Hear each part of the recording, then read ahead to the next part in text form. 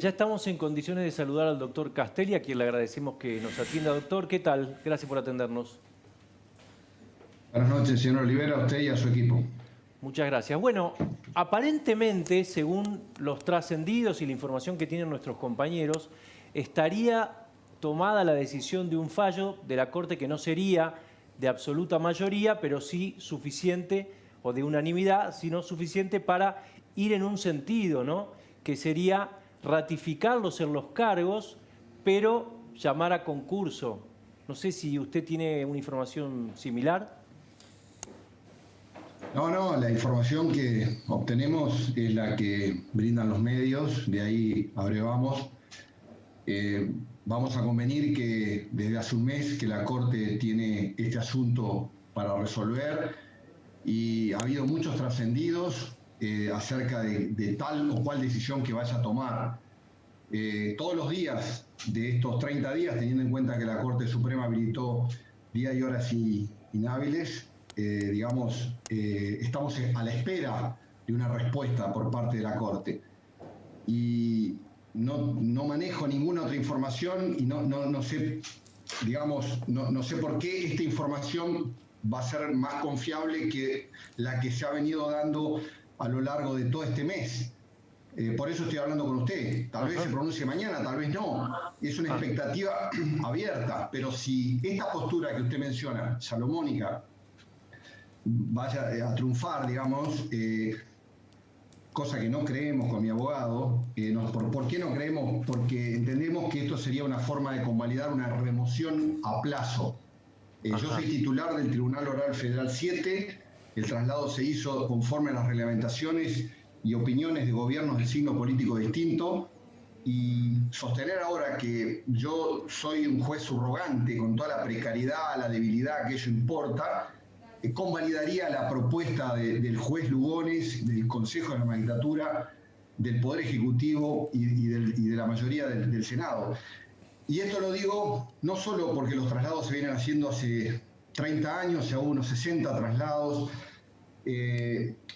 sino, digamos, porque cuando yo me fui de San Martín, la vacante que dejé fue concursada por el propio Consejo de la Magistratura y se anotaron unos 100 aspirantes que están rindiendo precisamente el examen de posesión para ocupar el cargo que dejé. Súmele también el hecho de, como dijo el abogado de los colegas Bruglia y Bertuzzi, que uno de los jueces de la Sala 5 del Foro Contencioso Administrativo Federal también ha sido trasladado y lleva cuarto de siglo ahí administrando justicia humana, de modo que los traslados son definitivos. Tampoco vemos un conflicto de poder, esta es la opinión de mi abogado. No hay ningún conflicto de poderes, porque lo que hemos sometido a la justicia, tanto mis colegas como en mi caso, es la validez o invalidez de la resolución 183/20 del Consejo de la Magistratura, nada más. Ese es el tema a decidir. Si la Corte declara la invalidez de esa resolución, por añadidura se cae lo actuado por el Poder Ejecutivo y lo actuado por el Senado. De modo que lo que pondría en evidencia la eventual invalidez de esta resolución es que el Poder Ejecutivo, el Presidente de la Nación y el Senado, en su mayoría, habrían actuado con imprudencia, con irresponsabilidad institucional, se habrían tirado a la pileta creyendo que había agua, y no había, porque en el caso de declarar la nulidad de esa resolución, solo va a quedar en evidencia un Poder Ejecutivo y un Senado que trataron de avanzar con una cuestión que estaba judicializada, señora Olivera. Este tema de la resolución del Consejo ya estaba en la justicia. Doctor, ¿por qué avanzaron de esa manera? justamente, Si esta es un poco la solución que estaría la Corte proponiendo, por lo menos por lo que se conoce hasta ahora. Como usted bien dice, son solo trascendidos, hay que esperar la letra de la sentencia, pero un poco la Corte estaría diciendo: mantengamos a los camaristas en sus cargos, eso implicaría declarar nula esta resolución del Consejo que usted mencionaba, que es la que había dispuesto los traslados, pero considerar que están en sus cargos hasta tanto asuman jueces que hayan sido nombrados con intervención del Senado, por esta idea de que un cargo nuevo amerita que un juez tenga un acuerdo del Senado. Esta sería un poco la solución que se estaría gestando en la Corte. Esto, digamos, me parece que, como usted dice, por un lado los deja en una situación precaria porque los considera jueces transitorios, digamos, ¿no? La duda es si es hasta que haya un nuevo concurso, por ejemplo, para cubrir sus vacantes, o hasta que se cubra la vacante con los concursos en marcha. Esto sería, determinaría que ustedes puedan seguir en esto, en sus cargos, o un par de años o un par de meses, ¿no? Ser un juez subrogante, ser un juez es ser un juez precario. Yo he sido juez subrogante de La Plata casi 4 años. El Consejo trató de desplazarme infructuosamente, en forma absolutamente arbitraria. Es decirme, a ver, Castelli, le doy para que cruce el océano 1 litro de agua y un sándwich de miga. A ver cuánto dura en el océano. Esta es la metáfora. No creo que la Corte vaya a resolver esto. Y justo en este caso, señor Capello, justo en este caso, hace apenas 2 años, los jueces Lorenzetti, Macchedi y Rosati dijeron en el caso Bruglia, con una pregunta que le hizo el entonces ministro de Justicia a pie de página, si estaba bien o mal encaminado ese traslado, le contestaron que estaba bien encaminado. Imagínense. ¿Usted qué haría, doctor, si llega a resolver la Corte en este sentido? ¿Se queda en su cargo hasta tanto se produzca el desenlace o anticiparía su alejamiento? Yo tengo que verlo para creer, señor Capello. No concibo, más allá de que respeto la última palabra que la Corte vaya a decir, pero fíjese el convencimiento que tenemos con mi abogado, que hemos denunciado el caso en Naciones Unidas. Nosotros hemos denunciado al Consejo de la Magistratura en Naciones Unidas y no creemos que justo en este caso, donde precisamente lo que le dije a Naciones Unidas, lo que le estoy diciendo a la justicia en el per saltum, es que el presidente de la Nación, o sea, a través de su representante, inició esta remoción ilegal justo cuando él está hablando de la inocencia en uso de su derecho de libertad de expresión de su compañera de fórmula, que tiene expedientes radicados en el Tribunal Oral Federal 7, donde yo soy titular o me siento titular, y que lo que importaría es mi desplazamiento. Y aun cuando me dejen como subrogante, yo ya estaría debilitado. Sería mandarme al océano con 1 litro de agua y un sándwich de miga. Perdóneme la metáfora, pero me interesa mucho que la sociedad y la población entienda. No, es muy clara la metáfora. Que nosotros no entendemos que esto no puede ser así, porque ¿por qué van a cambiar de opinión justo en este caso? Bueno, entonces yo le pregunto, doctor, si a usted lo mandan al océano con 1 litro de agua, a cruzar el océano con 1 litro de agua y un sándwich de miga, ¿qué hace? ¿Lo cruza o se vuelve atrás? Señor Olivera, nosotros estamos convencidos de nuestros argumentos jurídicos. 30 años haciendo traslado el Poder Ejecutivo con la intervención del Consejo de la Magistratura. Por eso yo confío en esta Corte, así como abrió el per saltum.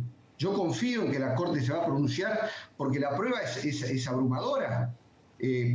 Tengo que ver para creer lo que usted me dice. Y le hago otro escenario. Suponga que efectivamente la Corte respalda todas sus aspiraciones. ¿Usted se considera que tiene la ecuanimidad, el equilibrio y la imparcialidad como para ser el juez que juzgue a la vicepresidenta en el caso de los cuadernos? Pero soy un juez, precisamente. Los jueces estamos entrenados para estos avatares. Son gajes del oficio. Que lo interesante de este caso es que ya no es una persona que quiere apartarme, ya es el Estado mismo, como le decía, actuando en forma imprudente, irresponsable, trata de apartar a un juez. Jamás podría yo sentirme perturbado por esta cuestión, porque es propio del trabajo. Ya a los 35 años, cuando asumí como juez federal de Morón, en el Senado tuve oportunidad de mencionar el concepto de esta idea, de que nunca la actuación de un abogado que pretenda actuar en forma imprudente iba a modificar mi postura para actuar con justicia con el asistido. Es algo que para eso estamos entrenados, para eso hicimos un juramento. Ahora, lo único que hago yo es defenderme frente a la magnitud de un Estado que actúa coordinadamente, y todos sabemos que un Estado coordinadamente actuando es musculoso, es poderoso, y yo lo único que hago es defenderme, simplemente, para poder seguir trabajando, señor Olivera. Doctor. Yo lo único que quiero es volver al Tribunal 7 con mi vocalía, con los 33 expedientes que tengo en trámite, las 23 sentencias no firmes, los 71 casos de ejecución y los 20 detenidos, y juntarme con los jueces Méndez Ignori y Canero para seguir trabajando en la cantidad de desafíos que tenemos. Doctor, si la Corte Suprema decide sostenerlos a ustedes en el traslado, pero a la vez que esto sea hasta que se formalicen los concursos, ¿ustedes se podrían presentar a ese concurso para quedarse con ese cargo? No, bueno, es parte de lo que nosotros entendemos que no pasaría, porque entendemos que se trataría de una remoción a plazo, en el sentido de que nuestro amparo, como recién le contaba, está dirigido a demostrar que el presidente de la Nación, a través de su representante, inició esta remoción ilegal con la actuación del Senado, que, como le decía, se tiran a la pileta con una resolución que está judicializada. Imagínense que yo me presento en ese concurso y tengo que quede eternado primero y pasar por el Consejo de la Magistratura, que también lo denuncié en Naciones Unidas. O sea, yo tengo que pasar por el filtro del Consejo de la Magistratura, que lo denuncié en Naciones Unidas, por el filtro del Poder Ejecutivo, que es parte el presidente de la Nación es parte de esta ilegalidad en esta remoción. Y el Senado, en su mayoría, por cierto, también actuó en consonancia con esta ilegalidad. Imagínense qué posibilidades podría llegar a tener. Primero, que ni siquiera lo consigo que vaya a pasar, pero si pasase, sería una demostración más, a mi modo de ver, de que esto se trata de una remoción a plazo. Pero yo confío que la Corte no va a actuar de la manera que señalan los periódicos, por la avasallante prueba que hay en mi favor, digamos. ¿Por qué va a cambiar en estas circunstancias? Doctor, tratándome de ponerme un segundo en la cabeza de alguno de los jueces de la Corte, ¿usted cree que un juez en el momento de decidir tiene que auscultar los tiempos políticos o si el gobierno está débil, si hay fragilidad institucional, si hay riesgo de que haya alguna fractura social? ¿Cree que todo eso tiene que sopesar un juez en el momento de decidir o no? Ellos son jueces o jueza igual que yo. Cada vez que tengo que decir un caso yo, no importa de dónde venga el problema o la presión. Fui juez del copamiento de la tablada, fui juez de la causa de la Escuela Mecánica de la Armada, he sido, digamos, juez de diversos asuntos, y cuando te amenazan de muerte, te incendian en el tribunal, te apedrean, te insultan, cuando te denuncian, son circunstancias que no pueden cambiar su rumbo. Ellos no son distintos a mí. Tenemos la misma independencia, la misma custodia de la Constitución. Por eso confío, porque la forma en que yo veo la justicia, que es la misma de todos los jueces y juezas que trabajan a lo largo y a lo ancho del país, que viven de su salario, haciendo su trabajo silenciosamente, es lo mismo que le debe representar a los 5 ministros y a la señora ministra de la Corte resolver mi caso, por más que el Poder Ejecutivo los esté presionando sin pudor, y lo digo en el sentido de cuando dice el presidente de la Nación que si no resuelve la Corte Suprema lo que ellos demandan, van a avanzar con los traslados del modo que lo entiendan, lo cual es absolutamente falso, confunde a la población y atenta contra estos valores. Señor Olivera, sí, estamos discutiendo valores supremos que tienen que ver con la inamovilidad y la independencia de los jueces y juezas, digamos. O sea, ¿usted cree que el gobierno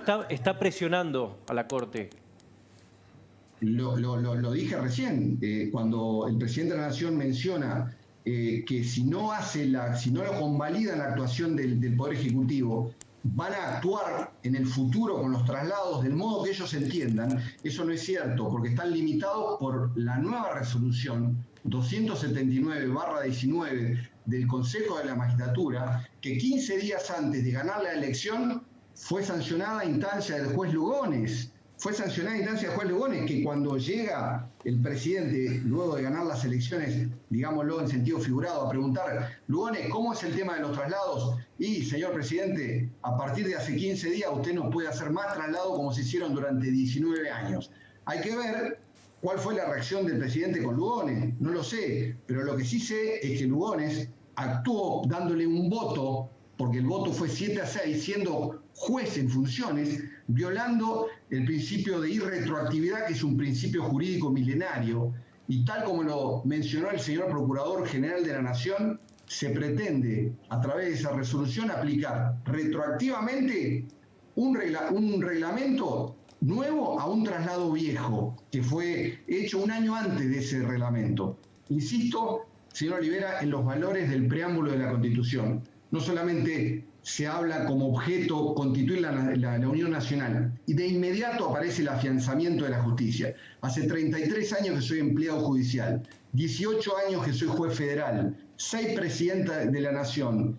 Es mi trabajo juzgar a cualquier persona de este país. Nadie es más importante que otra persona. Ahora, doctor, Pobres, ricos y poderosos tienen... sin subestimar, digamos, lo que usted planteaba, su independencia de criterio, su valentía en muchas causas que manejó, convengamos que cada vez que una administración kirchnerista estuvo en el poder, tuvo la capacidad de doblegar a muchos colegas suyos, y esta Corte, donde se habla hasta de una mayoría peronista, no se ha caracterizado precisamente por su audacia. Mire, la Corte Suprema de Justicia de la Nación abrió el Persaltum el 29 de septiembre, hace un mes. Abrió el Persaltum en una situación excepcional y reconoció la notoria gravedad institucional que tiene el caso mío, como lo de los colegas Brulli y Bertuzzi. De modo que diría que recibió muchas críticas, pero yo entiendo que fue un sentido de justicia. Y eso fue valioso, señor. Me parece a mí que ahí tomó una decisión, desde la perspectiva que usted lo propone, audaz, pero no es audaz, es justa.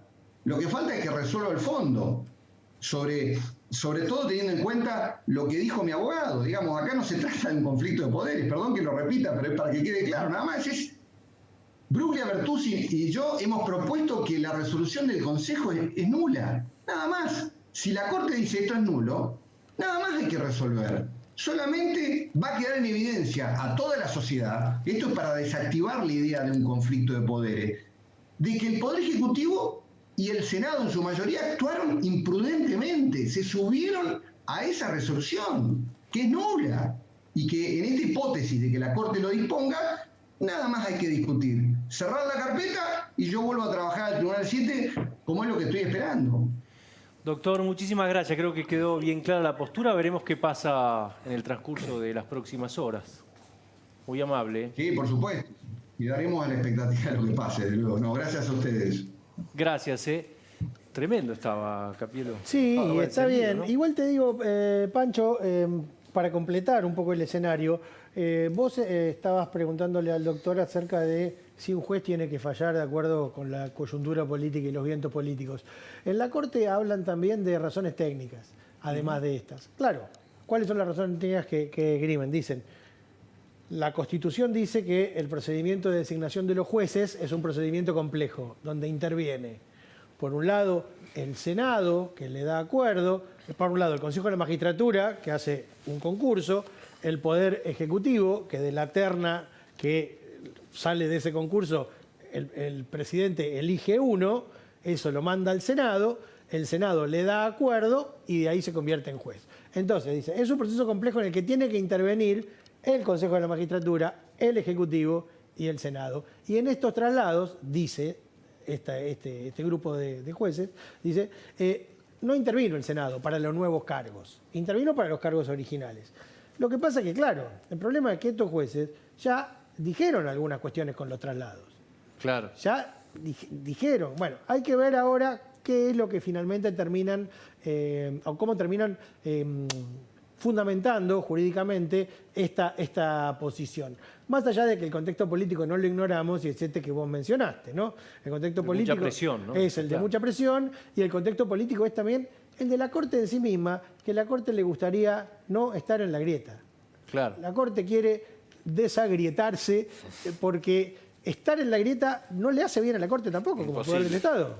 Digo, Sí, claro. lo que pasa es que, ¿cuál es el desafío? ¿Votar de acuerdo a la Constitución y las leyes o encontrar ese lugar donde Claro. esté más cómoda? Hacer equilibrio. Hacer equilibrio. Como me dijo una vez a mí Elizondo, el árbitro, un referee es un conductor de un... Y no sé si estoy tan de acuerdo, pero bueno. Claro, a veces, viste, Castrito